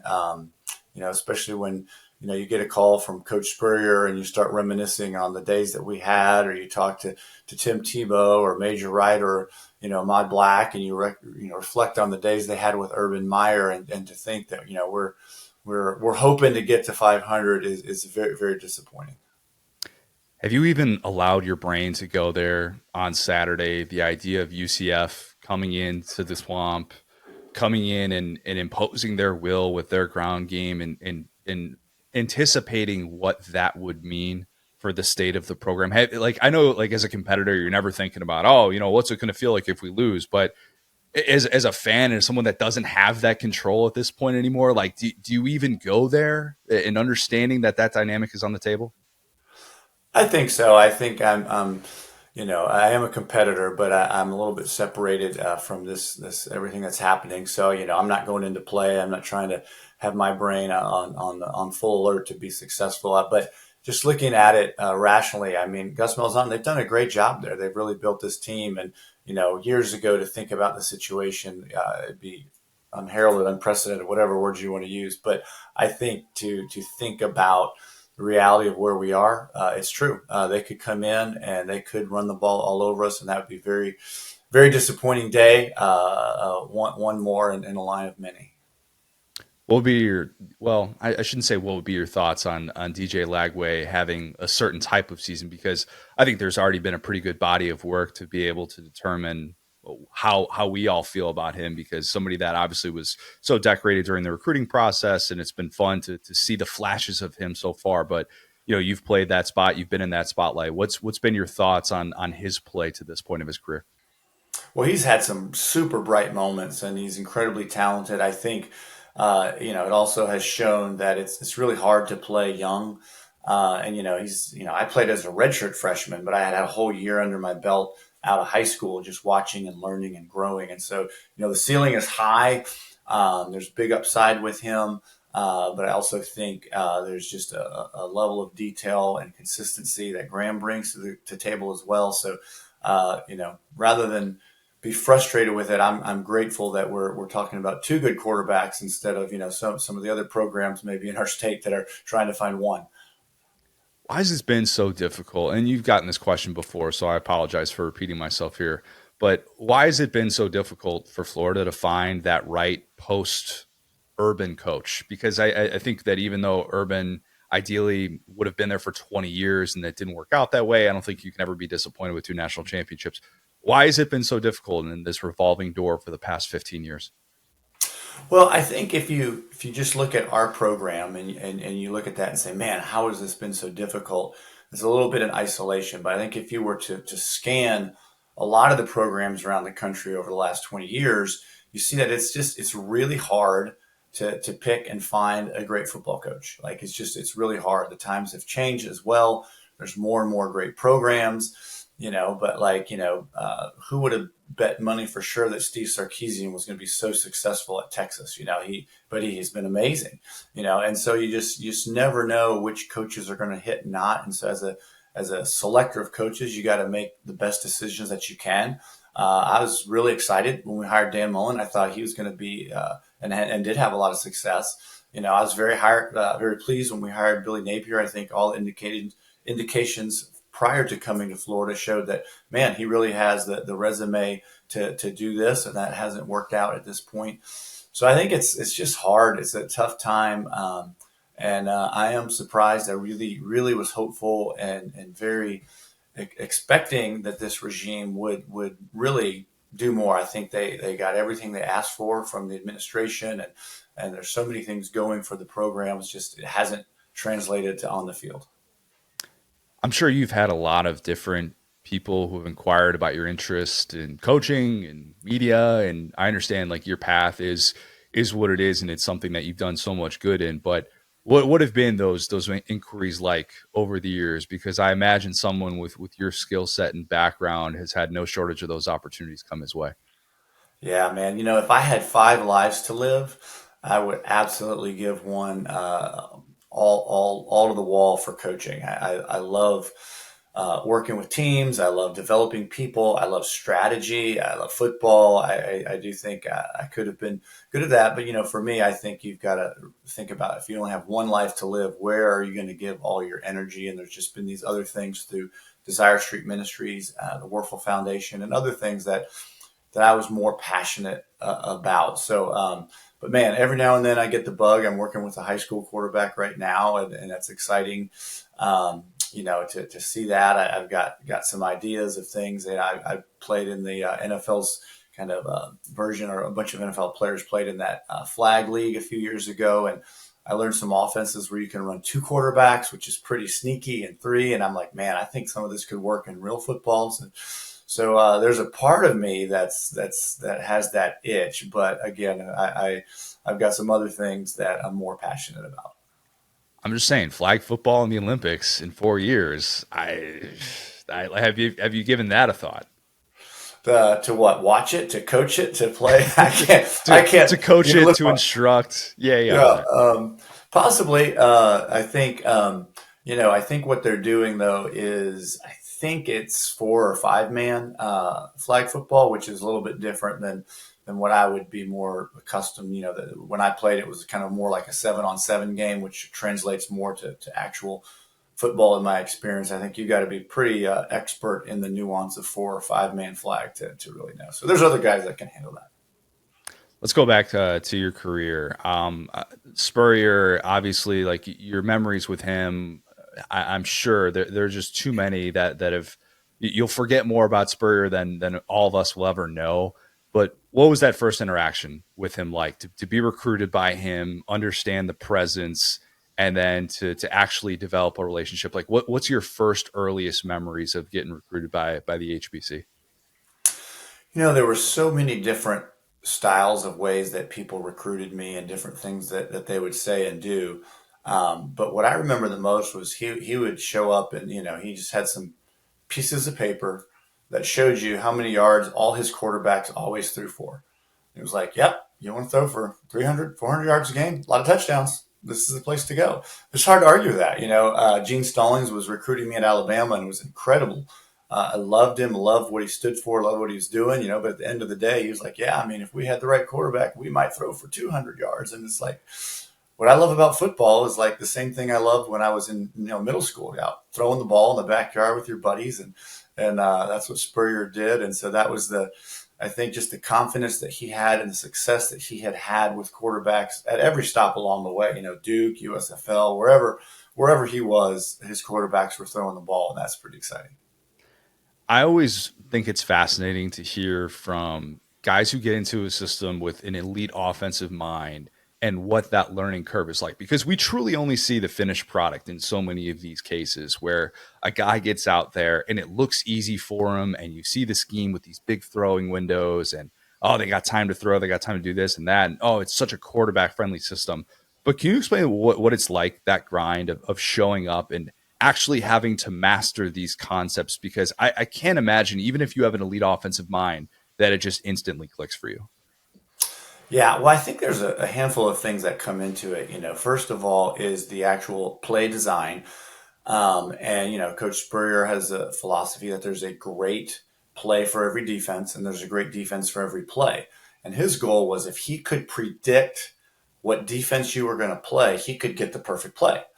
And then part of that was, if he guessed incorrectly, it was the quarterback's job right before the snap to change that, to actually get to the right play. So a lot of it came down to, could you predict, or could you formation a team into predicting their coverages?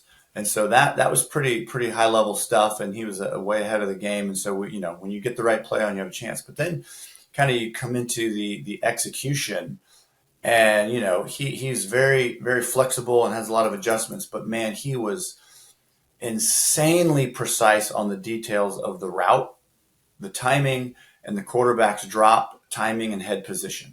So you had to throw the ball at the right time, looking in the right space, reading the right person. And then, you don't see near as much of that preciseness, in my opinion, with other coaches at any level in terms of the timing between you. And then, the other thing is, I can't move my arm anymore as a 50-year-old because I threw 7,000 corner routes when I was at Florida, over and over and over, and cover two posts and all the different routes. That was like, man, how do they hit these things? Well, we grinded those things and had probably way more throws than a trainer would let a quarterback do in practice anymore, to getting those reps. And then I think a fourth thing that really comes down to it is the knack of when to be aggressive in the play calling and when to be thoughtful and careful. And then how do you mix that in with the run? So all those things together took time to learn, to think like he would think, to what would Coach Spurrier do here, and then to execute it. The best instance, or I guess maybe it's more interesting, the worst instance of you getting to the line, thinking you're seeing something that goes against what Spurrier had called, and then it not working out and you having to face him to the sideline. There's got to be a memory like that stands out for you. Man, the worst one, maybe the worst memory of my whole football career at any level, was we were playing Auburn. I was a freshman. I had earned the starting job. We had scored two quick scores. We had 10-0. We were going down the field to pretty much end the game. If we were up 17-0 in the first quarter, this is probably it. We get on the 3-yard line, and he had called, for those people that know football, kind of a flat curl is a very common route that you might run in the field, where one receiver runs a 10, 12, 14-yard curl, and another one runs to the flat. It opens up a window.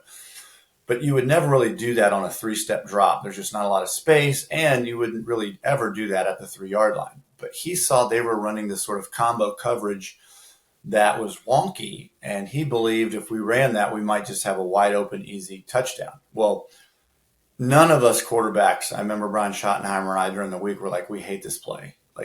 We don't like this. This is risky. So we get there, and he signals this play in. I'm like, oh my gosh. So I just shut my brain down. The defense didn't even look quite right, but I just trusted. I took my steps, threw an interception, and the guy ran 97 yards for the touchdown. And I get to the sideline. He's like, what the heck? Well, he had actually, it was a misread signal. He was giving me a 97 where he was giving me a 9 and a 7. I thought he gave me the 9 with the 0. And so he wanted me to throw the backside slant to Chris Doering, which was wide open and would have been an easy touchdown. But I was like so dialed into doing what he said that I kind of didn't even think, had I been a junior or a senior, I probably would have had the confidence to change because the look wasn't right. But I was so adamant about doing what he said. And then we went on to lose that game, which was heartbreaking for us for sure. And then Doering, because Doering's one of my favorite people in the world, and I've been so fortunate enough to get to know him over the years. And Doering lets you know about that immediately. Like Doering probably gave you more heat than Spurrier did when he got to the sideline, I'd assume, right? Yeah, but I can take Doering's heat. That's like soft heat. That's like, there's not a lot of heat there. When Spurrier's eyes got big and there was like lasers coming out like in Homelander, that you didn't want to mess with him. Okay, I asked you first interaction with Spurrier. First interaction with Doering had to be incredible, and I've heard the stories. Post SEC championship, we're in Doering. Let's just say he had himself a time, and it was a fun 24 hours for him. Like your first interaction with that guy, who became obviously such an important part of your life, your career, and everything. Post career that you've done as well, but. What do you remember meeting this scrawny kid from Gainesville whose dad is a professor there, and you're just like, this is the guy I'm gonna be throwing passes to? Yeah, this is college football. No, first of all, Chris has become one of my best friends. In fact, we're touching base today. I may stay at his house in Gainesville when I go there for the game. And we've really developed a great friendship over the years. But we hit it off quick. He is, to me, the quintessential example. Like, if you look at what you don't like about NIL today, if you look about what you don't like about sort of the life the athletes are living, and it's all about them and it's all about the money, and they're going to, like, the complete opposite of that is Chris Doering. Is this guy that grew up loving his Gators, loving his city, idolizing them, walking on, not having a scholarship, and then just earning his way to being arguably one of the greatest receivers all time in SEC football history. Are you kidding me? And, we had a lot of moments early on because, my freshman year, and I think he was 1 year ahead of me, we would do a lot of the scout team and scrimmaging, and we had this, what we called Monday Night Football, which was kind of a scrimmage for the younger guys. And I was hitting him on cover two posts and seams, and we had a bunch of those plays. And then our kind of coming out party for the Gators was that Kentucky game in 1993. And to hit him on that last minute touchdown really kind of propelled us into the Gator Nation and the national spotlight. And so we've tracked together all along. I don't remember the first memory, but there's a good chance that I can't even share what it was. Who knows? Because Chris is a super fun, crazy guy. Doering's got a touchdown, has such a nice ring to it. Wuerffel's got a touchdown. I mean, why wasn't that the call? Why couldn't we get something like that going? Because he's been able to reap the benefits of that play specifically, and he's spent his entire media life giving love to Kentucky, like almost as a direct result of that. He's told me that. But Wuerffel's got a touchdown. I think you can still show your face in Lexington and not have to explain yourself because he's the one that gets tagged with it. That's true. Well, my wife would say I've had enough fame and glory and notoriety, so we'll let Chris have this one. Yeah, that's fair. That's fair. You guys had unbelievable battles, of course. What's been your relationship like with Peyton Manning, going back to when obviously you guys were competing against one another, and to have the life that he's had since college? I think everybody could kind of see that coming a mile away, it felt like, and he's somehow exceeded those expectations. But I imagine your paths have been crossing essentially for the last 30 years. Yeah, especially earlier on and on the field. One of my claims to fame is never lost to him 3 times at Florida and beat him once in the NFL. But beyond that, he had the Hall of Fame career for sure. And just him, his family, what they've done. He's actually hilarious. At first he seemed like such a serious guy, but he's really funny. He's done great in all the commercials. We haven't really connected as much. I've actually spent more time with his dad, Archie, through the National Football Foundation and different things like that than directly with Peyton, but just have so much respect for him as a player, what he's done, his entire family. And it seems like that family's not done with football yet with Arch there at Texas, and who knows where that career is going to go. Okay, you've probably been asked this before as well. Should Peyton have won that Heisman in 97? Or have you weighed in on that? Like, do you get to weigh in on who joins your fraternity? Not taking anything away from Charles Woodson, but Yeah. I imagine you had an opinion on that. I did. I mean, I was shocked. I think it is a testimony to kind of the region that you live will kind of skew kind of what you see. Because I mean, all I had heard was Peyton Manning. So I hadn't followed college football, but the buzz around Charles Woodson wasn't huge around where I was, and so I was literally shocked when Peyton didn't win that year. I think Charles was certainly deserving, but I was like a lot of people, oh wow, that was surprising. Do you have last one before I get you out of here with some rapid fire? Do you have a favorite in the clubhouse right now of a guy that you've seen through the month of September that you're like, dang, I could definitely see that guy getting up there on that stage and joining our Heisman fraternity? Yeah, well, it's some unique things happening this year. I think Travis Hunter is a very unique player. Playing both sides of the ball is unbelievable. He's elite at both sides. So, so many people always say that the Heisman basically is a quarterback award or maybe a running back award, but mostly quarterbacks recently. So to get a non-quarterback and running back would be an interesting choice. I think he's doing great. There's a few other names. There's the running back out there that's just had a tremendous start to the season, and then of course, it looked like Cam Ward might have been fading, but then they come back and beat Virginia Tech. So I think his name's still in the mix, and so time will tell. It's early, but I think it's a fun group to track with this year. Very much, definitely. Yeah, Ashton Genty, the Boise State running back. I mean, a group of 5 running back emerging in the Heisman conversation early would certainly it'd be fascinating to see the way that this could potentially play out for him and Hunter and all these guys. I want to get you out of here with some rapid fire, just 5 questions. First thing that comes to mind. Does that work for you? Sure. All right. There is a correct answer to this one. The best non-Spurrier coach that you played for. There is a correct answer? Like you know the answer already? I know the answer already. I'm curious if you know the answer already. Well, it depends how you define best. By far the most high profile was Mike Ditka with the New Orleans Saints, and but not we didn't have the success there. But career wise and who he is and what he stood for, Mike Ditka was amazing. Yeah, no, that was the only answer I was hoping to be able to get. I'm a Bears fan. Like I was hoping you were going to go in that direction. That makes a lot of sense. Let me throw a 1B though. Dick Duran was an amazing man. Had a great run in Chicago, and he did some things that off the scene you wouldn't know, but left me with as much or more respect for him as any other coach I played for. So let's give him a 1B. That's a good one. Those early 2000s, especially some of those Bears teams were some of my favorites growing up. Absolutely. Okay, you kind of talked about this before. I'm curious if you already provided an answer, but your favorite route to throw was what?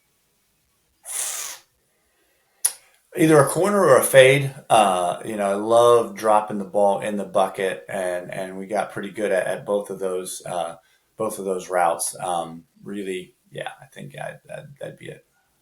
It's funny you say fade because I got into it. Like the most heated debate I've had with Doering over the years was when A&M threw that goal line fade to a true freshman Evan Stewart at the end of the Bama game, and Doering gets that on SEC final, and he's like there's nothing wrong with that route, there's nothing wrong with that play call, and it should have occurred to me, oh God, like Danny Wuerffel used to throw in fades all day, and he could execute that route to a T. So that's where he was coming from. That actually makes a lot of sense now.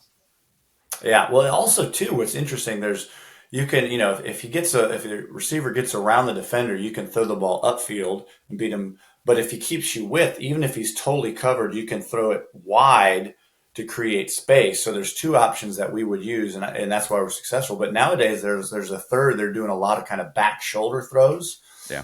And we never really implemented that. But man, I think had we had that one as well, three options, you could have a guy blanket covered and still completing passes. That's a tough one. That's a good point. Okay, is Florida the South? Say that again? Is Florida the South? I don't even understand the sentence. Is it the South? Yes. Do you consider the state of Florida the South? Because I live here. I live in Orlando, and I always tell people I don't live in the South. I live in Orlando. It's like a separate area. There are people who say like, oh, Miami. You wouldn't consider Miami part of the South. And I've always subscribed to like you got to go north to go south in the state of Florida. But you've lived here longer than I have. What's been your take on that? Well, I grew up in the Panhandle. That's definitely the South.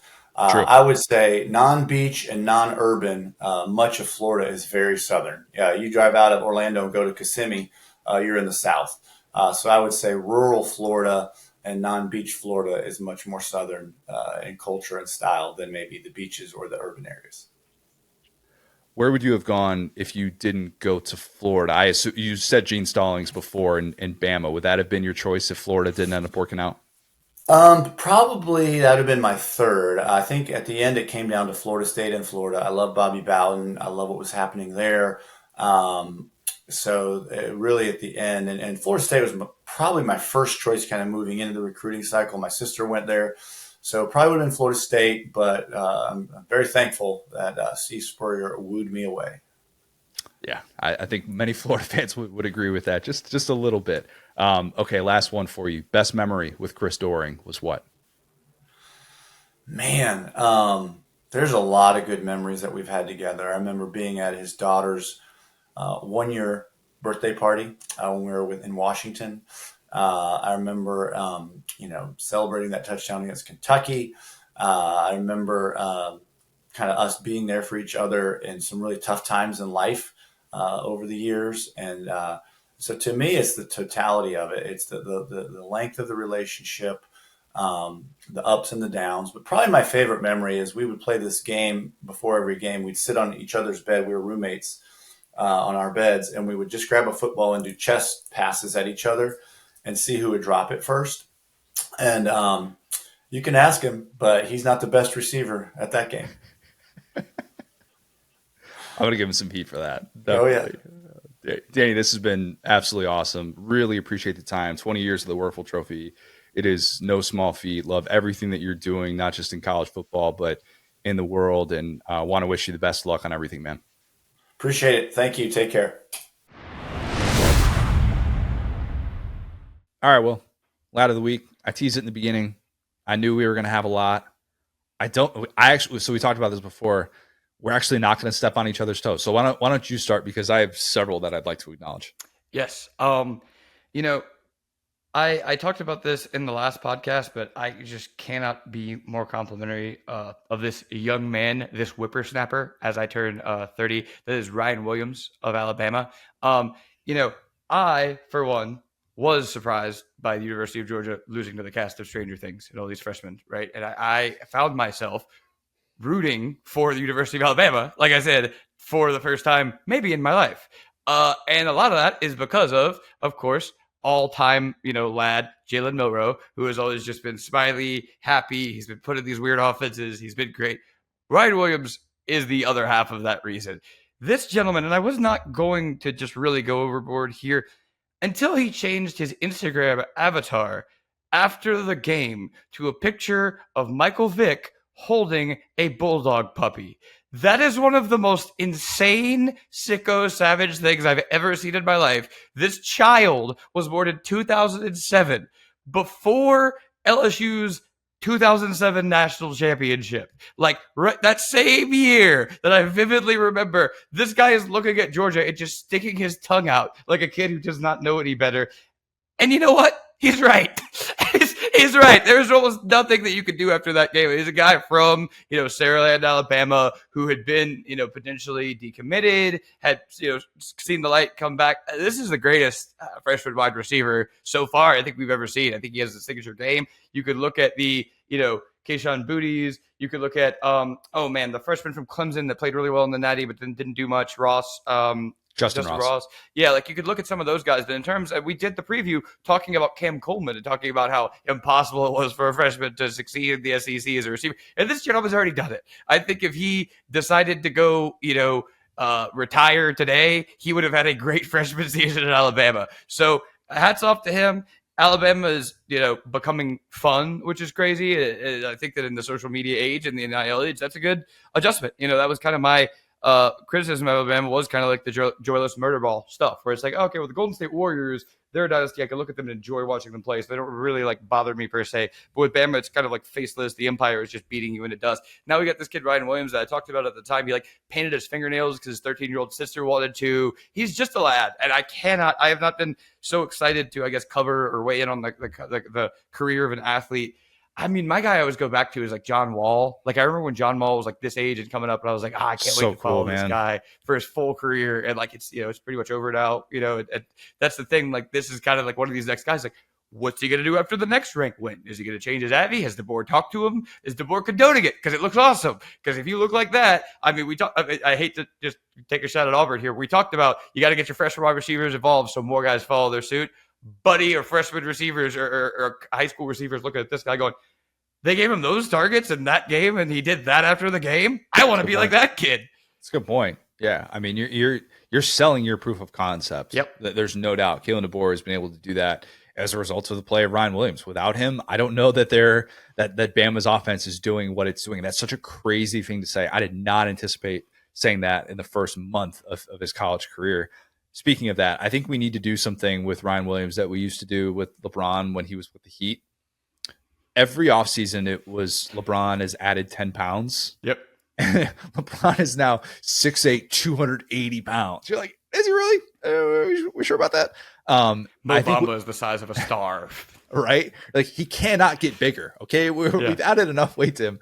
I think with Ryan Williams, we just need, every time he has a ridiculous game, we take a year off of his age. Yep.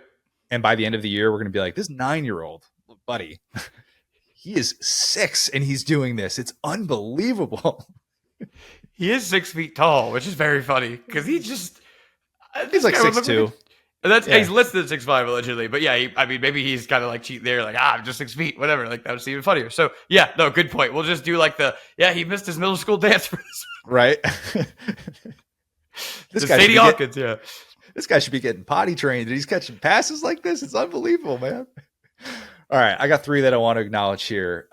First of all, Jimmy Carter turned 100 this week. He sure did. Lad of the century, right? I mean, dude's been alive for a century, so I think he's now officially eligible for that. So obviously wanted to shout him out. R.I.P. to Kembe Mutombo. Really quick, Jimmy Carter, fun fact about him, was born in Central Time because they passed a law after he was born that turned all baseball in Georgia into Eastern Time. So bonus hour. Anyway. Didn't know that. So he's 100 and an extra hour, or at least at the time that he turned 100. Very cool. Long, healthy life Jimmy Carter has lived. R.I.P. to Kembe Mutombo. Mm-hmm. I was hoping you were going to have yours a Kembe Mutombo jersey on today. A little bit disappointing that you didn't. Mm-hmm. I was going to text you about that, and then I was just going to hope that we're going to be on the same wavelength. That's fine. I'm not going to hold that against you. But yeah, I've already talked about it before with jersey stories. Like one of my most regrettable non-purchases was when I was a click away from getting a blue Nuggets to Kembe Mutombo jersey like 3.5 years ago. And it was one of those purchases in life where you could just see the window closing because of the things that are ahead with kids and mortgage. We just moved into our house and stuff like that. So I talked myself out of it. I ended up getting something that I very much needed, which was like some cross training shoes that I've gotten great use out of. But nonetheless, I think I might need to just go buy that jersey in honor of Dikembe Mutombo and just do the finger wag at people all over the place. I love that he used to get teed up for that. It's incredible. Like it's such a passive aggressive thing to do, to just go in someone's face and just this, but it's not the middle finger. What's wrong with a little finger wag? Just all time great. Like I just own you thing to be able to say to someone. David Stern trying to take the fun out of the game, right?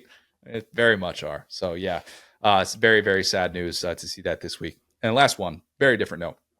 Ben McDonald, LSU legend, current ESPN baseball announcer, also does color commentating for the Orioles when he's not out here catching armadillos and whatnot.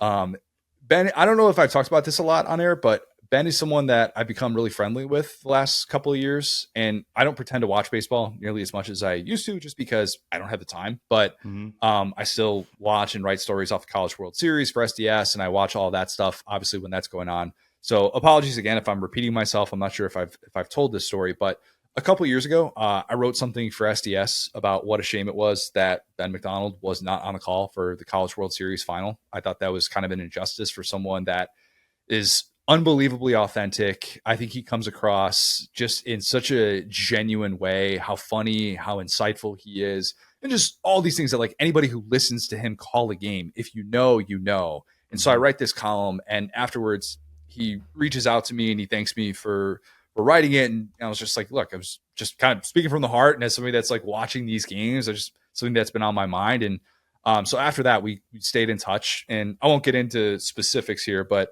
I worked on a little side project for him a few months later to be able to help him with his career.